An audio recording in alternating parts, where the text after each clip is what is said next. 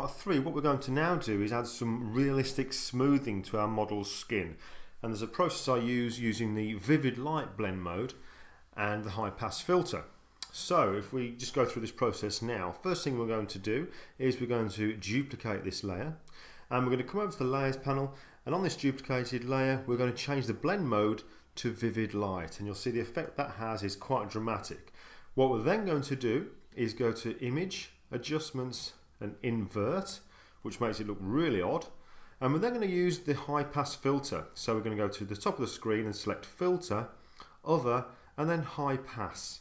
In there we want to put a radius of roughly around about 24 pixels on the image that we're using at the moment. So if we go for 24 and click OK, the next stage is to go to the filter at the top, go to blur and then Gaussian blur, and add a radius of about 3 pixels.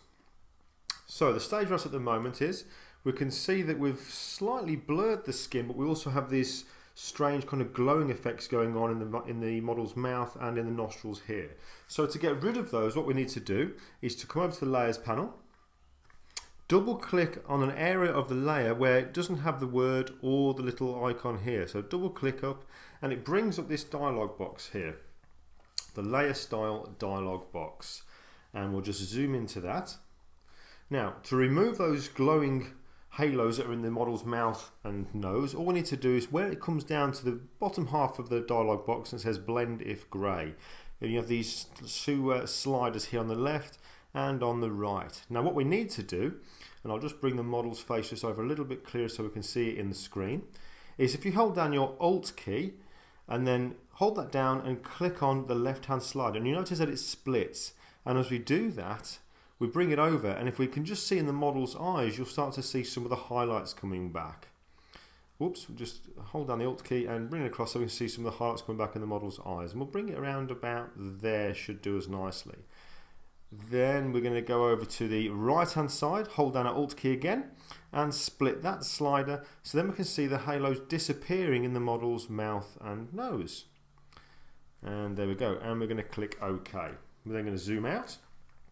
So now we can see we've added quite a nice bit of softening to our model, but the only thing is that the softening is around everything. It's on her face, it's on her hair, it's on everything. So we need to now add a mask. So we go down to our layers panel, add a mask and invert that mask so it's black, so it's concealing the effect, and then all we're going to do is then just paint in with a white brush in the areas on the model's face where we want that softening to appear. So I've now set my foreground to white. I have a brush, nice soft edged brush, making sure its hardness is at 0%, and all we're going to do then is just paint over at around about 50% opacity on this brush, and you can see that at the top of the screen just here that the brush is set to around about 50%. We're now going to paint over our model's face so we can paint in this softening where we want it to be. So we're almost being like a makeup artist ourselves as we paint this effect into the model's skin. So again, I'm just going around the entire face, on the face itself around about 50%, reducing the size of the brush as I go around the eyes using my left and right bracket keys, painting in this softness. There we go, all around the model's skin. And then when we go down to the main body, what I tend to do is I'll generally sort of add a little bit more softening to that, so I'll increase the brush opacity to around about 80%, and we'll just give that a few strokes over the body there, so that's all nicely softened as well. So there we go. If we just bring that across and zoom in, zoom out, sorry, there we go. So now the model's got a nice realistic looking sort of softening to her skin, and if we zoom in we can still see we've retained quite a few of the pores that are in the model's skin anyway. Now if you wanted to add a little bit more realism to it, what we could do is we could then go to our layers panel, click on the background layer, duplicate that, cancel that, duplicate the background layer, and then drag that duplicated layer to the top of the layers panel, layer stack. And then we're going to go to filter, other and high pass, and this time what we're going to do is use a radius of around about 3 pixels and click OK.